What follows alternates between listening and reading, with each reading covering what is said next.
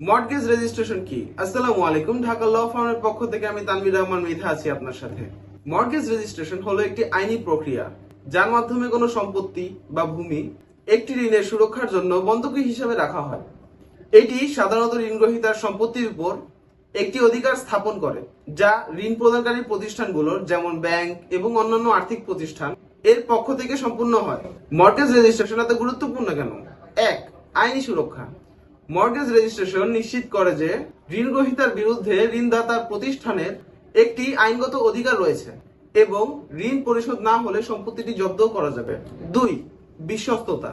Mortgage registration সম্পূর্ণ হলে সম্পত্তির মালিকানা এবং মর্টগেজের বিস্তারিত তথ্য সরকারি রেকর্ডে থাকে, যা ভবিষ্যতে যে কোনো জটিলতা এড়াতে সাহায্য করে। ৩. ঋণ সুরক্ষা। ঋণদাতা প্রতিষ্ঠানের জন্য একটি আইনি সুরক্ষা ব্যবস্থা যা তাদের ঋণ ফেরত পাওয়ার নিশ্চয়তা প্রদান করে। মর্টগেজ রেজিস্ট্রেশন একটি অত্যন্ত গুরুত্বপূর্ণ আইনি প্রক্রিয়া যা সম্পত্তির মালিকানা এবং ঋণের সম্পর্ককে স্পষ্টভাবে নির্ধারণ করে। আমাদের সাথে থাকার জন্য ধন্যবাদ। আসসালামু আলাইকুম।